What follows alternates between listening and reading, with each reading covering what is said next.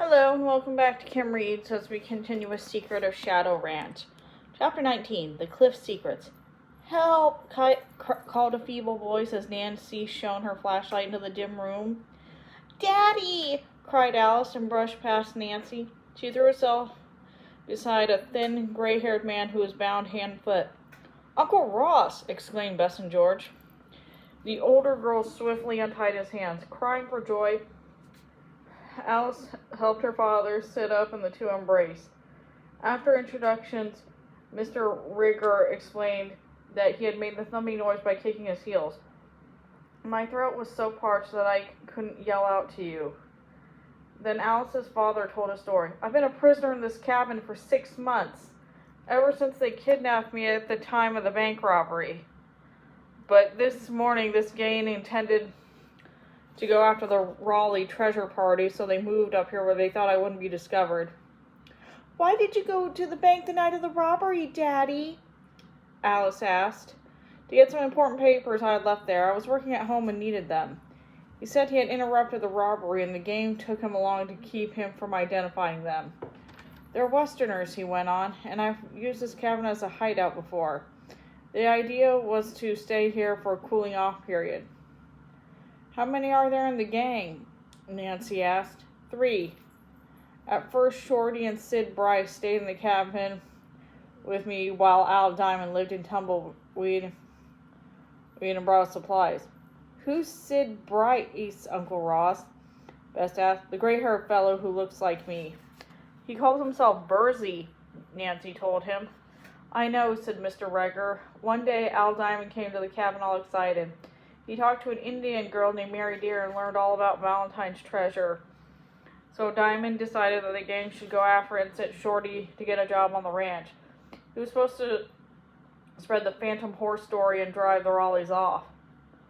Nancy looked troubled. Mr. Regger, what happened to the bank loot? It was hidden in the cabin until Shorty reported that you girls had spotted the place. The next day, Diamond and Bryce moved the money to the ghost town and made me go along. They had just finished hiding the loot in the old hotel when we heard your horses approaching. Bryce hustled me down the hill. All I could do was drop one of my crayons and hope somebody would find it. Oh, we did, Daddy, exclaimed Alice. Mr. Rager said Diamond had remained in the ghost town to spy on the girls. Later, he told us he had caused the rock slide. Nancy mentioned finding the coffee cups on the table in the cabin. Yes, we heard your horses clattering up the slope. So Bryce forced me out of the window in the back in the little rocky passage. He had the dog on a rope and made him go too, but later he broke loose. I found one of your pictures on the table, Uncle Ross, said George. The man smiled. I've been drawing pictures to keep myself busy. Bryce said he had been selling them and keeping the money for himself, he added. Those terrible men, have they mistreated you, Daddy? The bank president said he had not been hurt, but he had been underfed and was weak. I once heard Bryce say there was time enough to get rid of me when they left Shadow Mountain. Well, Alice told her father all about what happened so far. Nancy, Bess, and George flashed their lights about Mr. Rigger's prison. The floor was littered with pieces of broken pottery and rock. Inside the door, Nancy noticed a flat-top boulder. The Indians probably used it for a table or a seat, she thought. Nearby was a large rectangular chunk of stone. The 3 girls switched off their lights and stepped inside, with Nancy in the lead. The 3 friends walked close to the wall of the cliff dwellings. They searched one apartment after another for the treasure, but always found the same thing, shards and crumbled rocks. As the girls emerged from one of the middle rooms, Nancy noticed a crude wooden ladder resting against the wall leading to the roof. It was just an old ladder, probably put there by the cliff dwellers, said Bess. Nancy did not agree. There are nails in this. Perhaps Valentine brought it here. I'd like to climb it up. Let's finish searching the rooms, George said. Okay.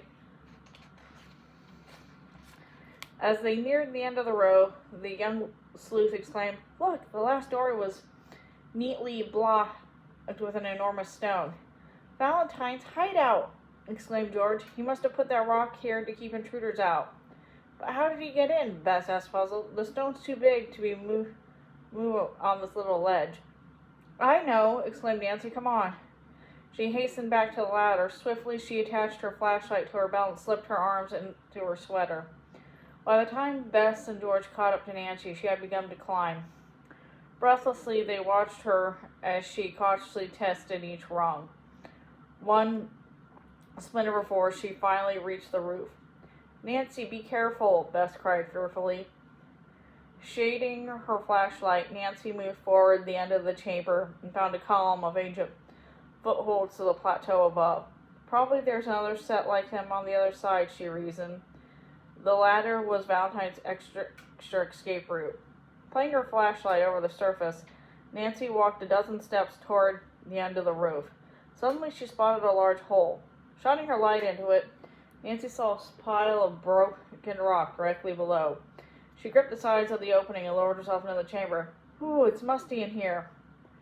In one corner lay a moldering blanket and saddle. Nearby was a pickaxe. On the wall above these, Nancy found an indistinct carved letter. She rushed away from the dust. "V, for Valentine!" Nancy's pulse pounded with joy and excitement. But where was the treasure? It can't be buried, she thought. The floor is solid stone. When Nancy lifted the blanket, it fell into her shreds at her touch. There was nothing beneath it. Her eyes fell upon a large pottery vase in the corner. The vessel was nearly 3 feet high and had a wide mouth. Nancy beamed her light into it. Standing on the end of the level with the top of the vase was a metal box. "This must be it," Nancy exulted. She put down her flashlight, reached in, and lifted out the heavy box. It slipped from her grasp and hit the floor, jolting off a rusted padlock. Nancy pulled open the lid. Before her lay hundreds of small, shining gold hearts. Oh! Beneath the layer of gold pieces lay stacks of United States banknotes and a chamois bag. It contained an assortment of precious jewels. "It can't be real," Nancy said aloud. "I'm dreaming." But Nancy's mind clicked back to reality. "I can't get this just back through the ceiling, that's for sure." She eyed the pickaxe. "Maybe I can pry the rock away from the door." Nancy pulled the point of the pickaxe beneath the rock. She pulled hard. The slab moved a trifle. She tried again. This time, the rock moved about a foot. Nancy pushed the treasure box through the opening, turned off the flashlight, and squeezed inside. "George, Bess!" The girls came running, and Nancy told them what they're fine. "Take the treasure back to Alice and Mr. Gregor," she directed. "I'll light the signal fire." Cautiously, Nancy crawled out of the jutting rock and took a packet of matches from her pocket. She struck one, shielding it from the wind, and it held to the kindling. As the smoke arose, a gruff voice behind her suddenly barked, "Put out that fire!" And that's the end of that chapter.